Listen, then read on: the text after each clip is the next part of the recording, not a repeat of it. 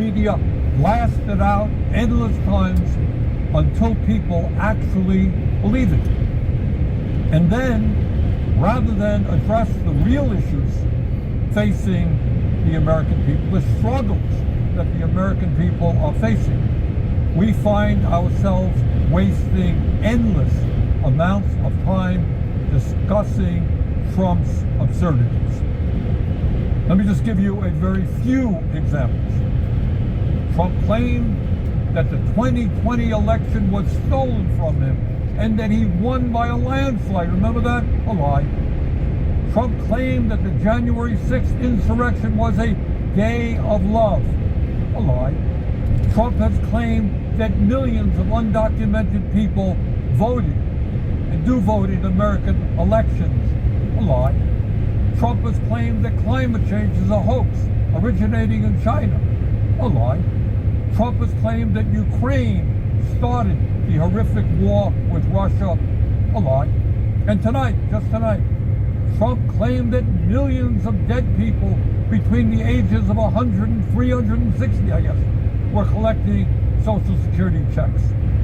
And that is an outrageous lie intended to lay the groundwork for cuts to Social Security and dismantling the most successful and popular government program in history. So let's be clear about that. Well over 99% of Social Security checks are going out to people who earned those checks. 70 million Americans. Nobody who was 150 years old or 200 years old or 300 years old is receiving Social Security checks. And on the lies go. Now, the purpose of all of this lying is not just to push his hateful right-wing ideology. It is not just to try to divide us up. It is more than that. It is a masterful effort, and you saw that tonight, to deflect attention away from the most important issues facing the people of our country. Issues that Trump and his billionaire friends do not want to address because it is not in their financial interest to do so. Trump gave his State of the Union speech tonight. But if you listen closely, that speech had very little to say about the State of the Union, about what is really going on in our country, especially for working families.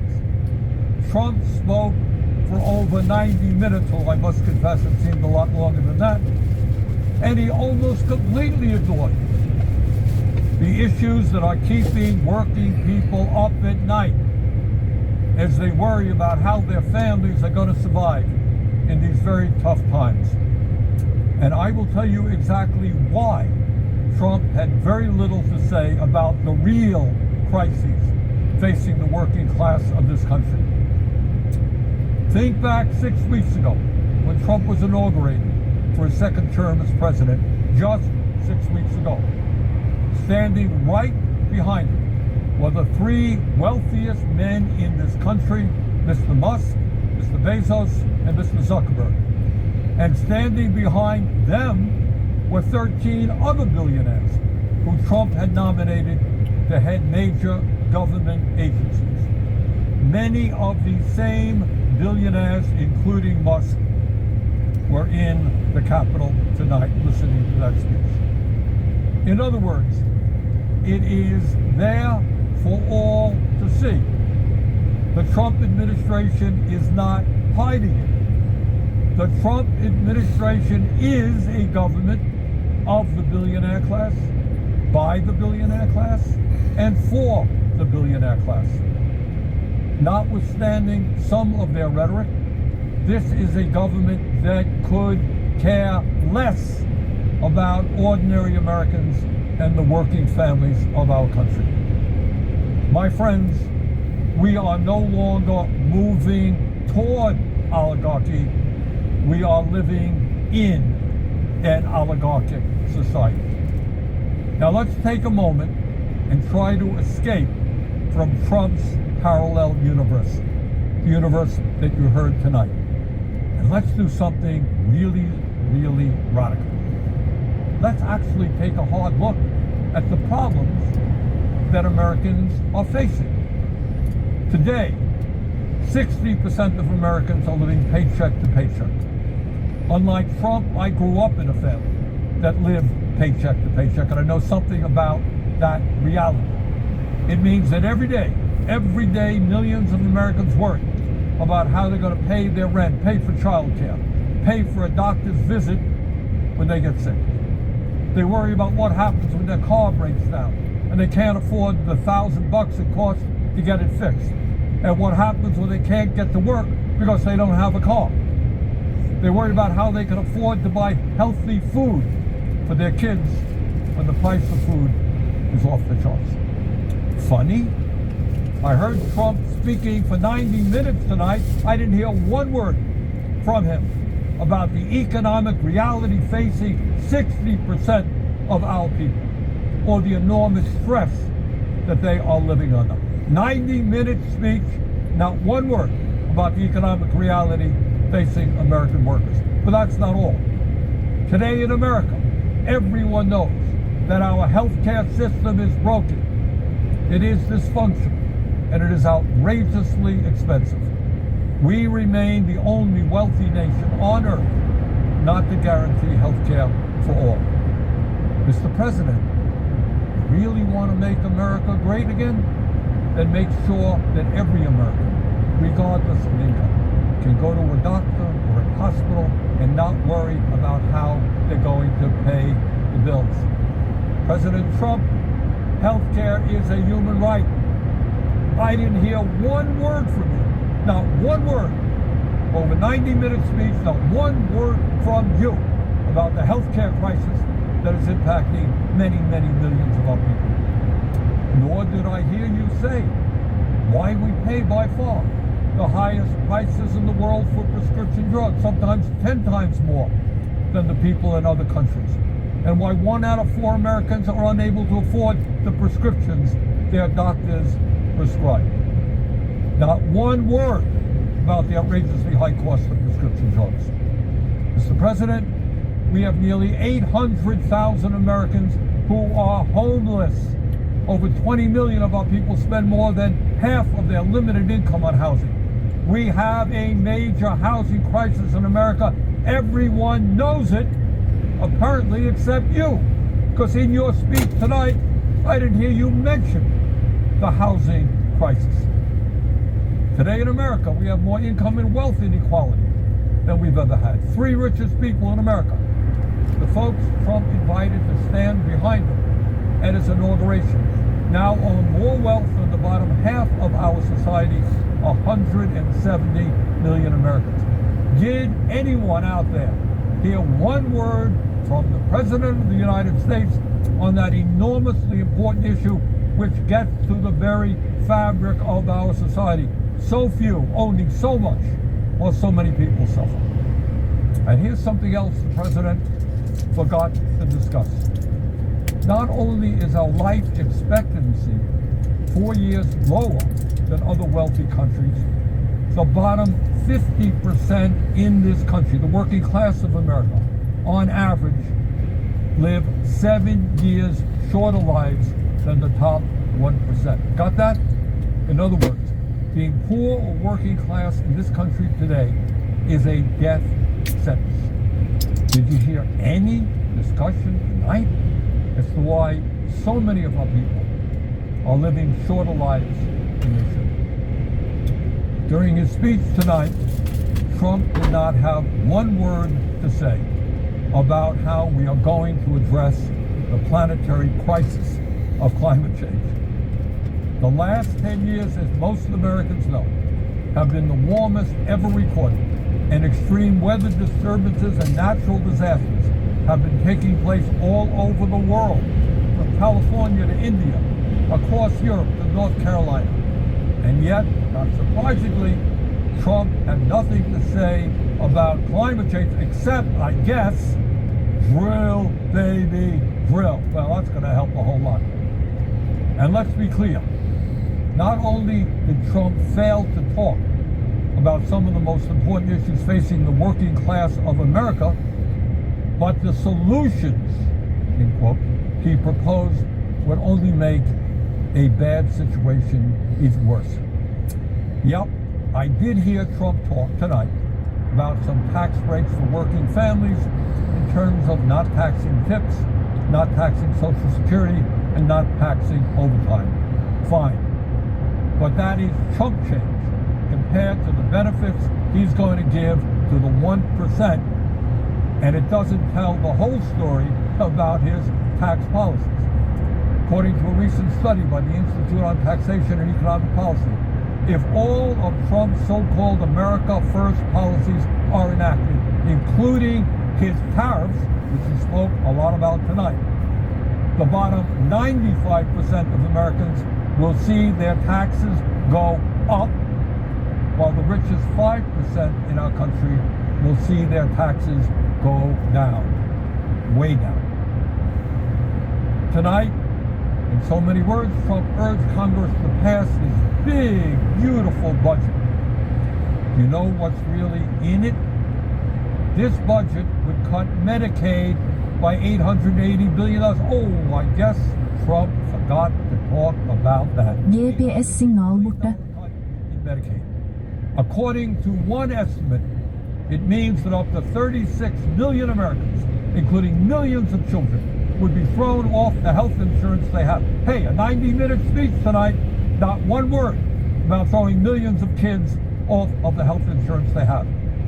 When you cut Medicaid drastically, it means that nursing homes that receive 2/3 of their funding from Medicaid will either have to shut down, lay off workers, or significantly scale back the services they provide seniors. Gee, I didn't hear that from Trump tonight either. It would be a devastating blow, these cuts to Medicaid, for the 32 million Americans who get their health care at community health centers. And it's not just Medicaid that Trump's budget would cut. It would also cut nutrition assistance by at least $230 billion. Now, I want you to think about that for a moment. And can you imagine? The billionaire class, people who can support their families, some of these guys have tens of billions of dollars, support their families for the next 10 generations, 50 generations. People who live in incredible opulence. People who own their own jet planes, they own their own private islands, they own their own spaceships, trying to get tax breaks by taking food out of the mouths of low-income kids. That truly is disgusting. What we are seeing is the Robin Hood principle in reverse. Taking from the poor and giving to the rich and the very, very rich. And here is something else Trump has been doing. For the past several weeks, he and his good friend Elon Musk, who is up there in the audience tonight, have been throwing hundreds of thousands of federal employees off their jobs. Now, I know some of you are saying, well, that's too bad, but that's the federal government, not me.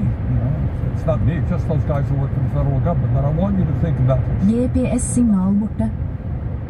If Musk and his friends can arbitrarily throw federal workers out on the street today, what do you think that Musk and his fellow billionaires will be doing tomorrow when artificial intelligence and robotics explode in this country?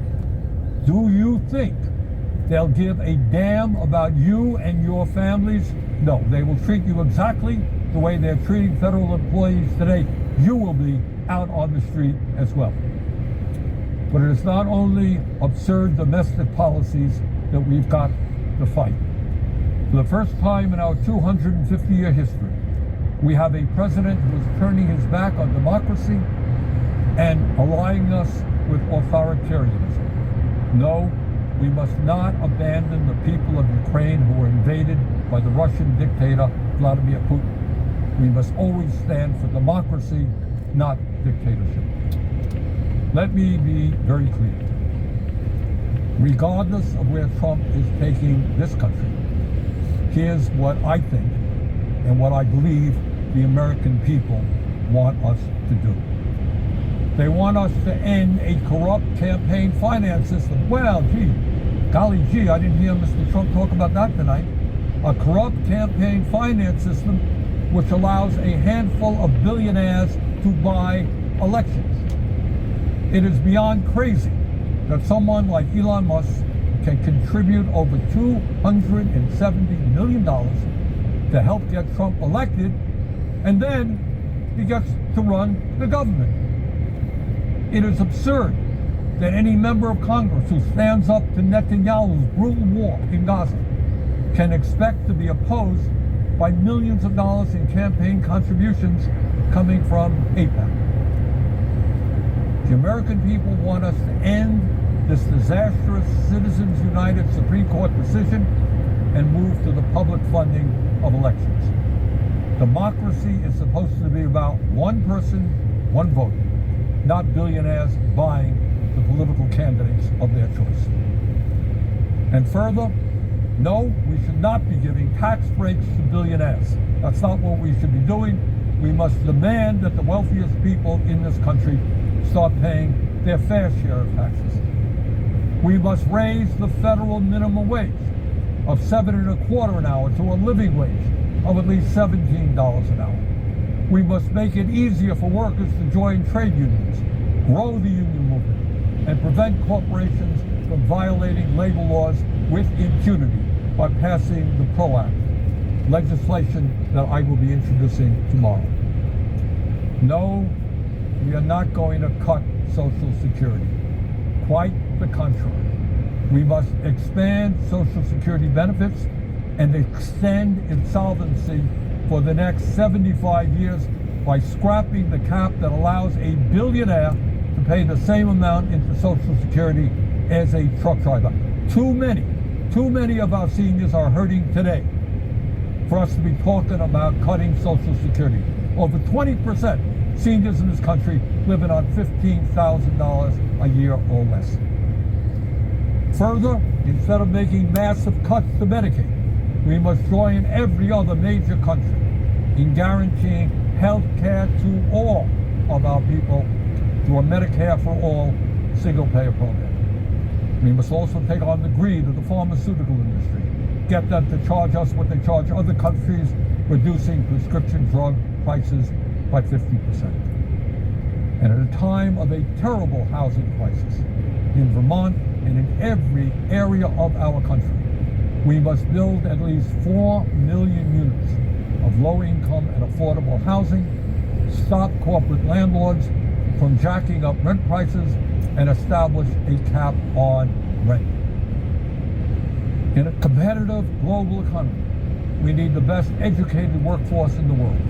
All of our young people must have the ability to get a higher education by making public colleges, trade schools, and universities tuition-free and canceling student debt. Yes, we can create millions of good-paying jobs by combating climate change and moving our energy system away from fossil fuels and into sustainable energy. You know, I heard a lot of talk about freedom tonight from Mr. Trump. Well, in a free society, we must absolutely guarantee that it is the women of America who control their own bodies, not the local, state, or federal governments. Now I know, because I've heard from many of you, that there are a lot of people out there who are feeling angry and frustrated at what's going on here in Washington, D.C. And some of you may feel a bit hopeless. So let me say this. At this particular moment in history, despair is not an option. Giving up is not acceptable. And none of us have the privilege of hiding under the covers. The stakes are just too high. Let us never forget, real change only occurs when ordinary people stand up by the millions against oppression and injustice and fight back. That is the history of the founding of our nation, when brave men and women took on the mighty, invincible British Empire. It is the history of the abolitionist movement, the history of the labor movement, the history of the civil rights movement, the women's movement, the environmental movement, and the gay rights movement. Yes, I know. The oligarchs are enormously powerful. I deal with them every day. I know that. Yes, they have endless amounts of money. Yes, they control our economy, and they own much of the media. They have enormous influence over our political system. But from the bottom of my heart, I am convinced that they can be beaten. If we stand together and not let them divide us up by the color of our skin, or where we were born, or our religion, or the language we speak, or our sexual orientation. If we bring our people together around an agenda that works for the many and not just the few, there is nothing in the world that can stop us. We can win. We will win. Let us go forward together. Thank you all very much.